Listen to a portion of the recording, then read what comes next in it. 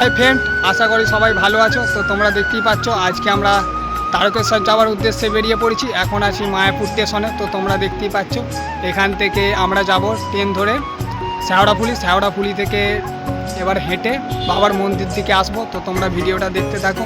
ও অবশ্যই ভালো লাগলে লাইক কমেন্ট শেয়ার করবে ও কমেন্ট সেকশানে হর হর মহাদেব লিখতে ভুলবেন না। জয় শ্রী মহাকাল, হর হর মহাদেব। ভিডিওটা ভালো লাগলে অবশ্যই লাইক কমেন্ট করবে। তো দেখতেই পাচ্ছ আমরা স্টেশনের ওপরে চলে এসেছি, কিন্তু স্টেশনে প্রচুর ভিড়, কেননা এটা শ্রাবণ মাসের শেষ সোমবার, সেই উপলক্ষে। তোমরা দেখতেই পাচ্ছ মায়াপুর স্টেশনে সেই লেভেলের ভিড়। তো প্রচুর ভক্তদের ভিড় আজকে, কেন শ্রাবণ মাসের শেষ সোমবার সেই উপলক্ষে। তো তোমরা দেখতেই পাচ্ছ দেখতে দেখতে ট্রেন চলে এসেছিলো, তার জন্য আর ভিডিও করা হয়ে ওঠেনি। এতটাই ট্রেনে ভিড় ছিল যে শ্রাবণ মাসের শেষ সোমবার বলে এসে একবারে শেওড়াফুলি জংশনে এসে ভিডিওটা করলাম।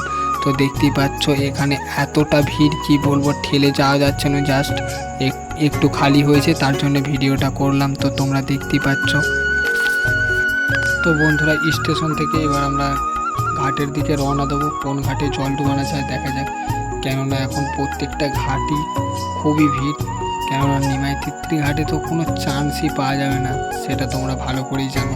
কেননা ওখানে প্রচুর প্রচুর প্রচুর ভিড় হয়, এত ভিড় যে ঠেলে ঢোকা যায় না। তো তোমরা দেখতে পাচ্ছ, দেখতে দেখতে আমরা ঘাটের কাছে চলে এসেছি। কেননা কোন ঘাটে যাব ঠিক না করতে পেরে এখানে এত ঠেলাঠেলির চাপ ছিল, তার জন্য আমরা যে কোনো একটা ঘাটে ঢুকে পড়েছি। কেননা ঘাটটার কি নাম ছিল সেটাও আমরা ঠিকঠাক লক্ষ্য করে দেখিনি। ঘাটের কি নাম ছিল ঠিকঠাক দেখিনি বন্ধুরা, তোমাদেরকে প্রথমেই বললাম। তো দেখতে দেখতে দেখলাম এখানে একটা খুবই সুন্দর একটা শিব মন্দির আছে। তো তোমরা দেখতেই পাচ্ছ, যাদের যাদের জল ডোবানো হয়ে গেছে তারা এখানে পুজো দিয়ে বাবার মন্দিরের উদ্দেশ্যে রওনা দিচ্ছে। তো তোমরা দেখতেই পাচ্ছ সুন্দর একটা শিব মূর্তি, সেটাও তোমাদেরকে দেখাবো।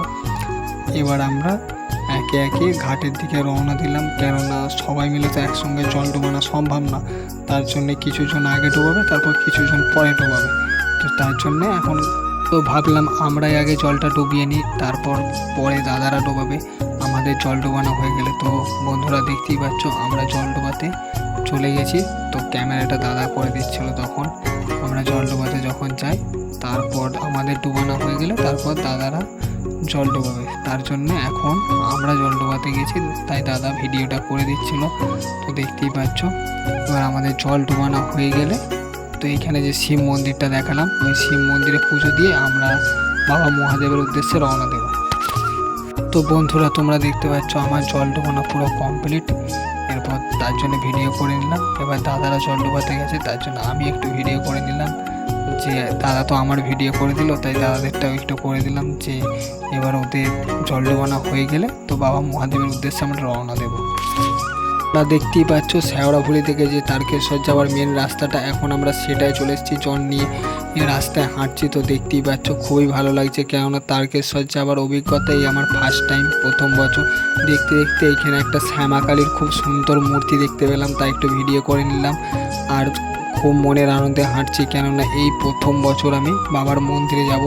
কেননা বাবার মন্দিরে এখন পর্যন্ত আমি একবারও যাইনি। তো তোমরা দেখতেই পাচ্ছ। তো এর পরের ভিডিওটা পার্ট 2 আনবো, বাকিটা কি করলাম। আর রাস্তায় এতটা ভিড় ছিল বন্ধুরা, কি বলবো। সারা রাত যখন হেঁটেছি কি যে কষ্ট পাইছি, কি আর বলবো তোমাদের। আর মনের আনন্দটাও সেই হচ্ছিল, কেন প্রথমবার তারকেশ্বর এসেছি।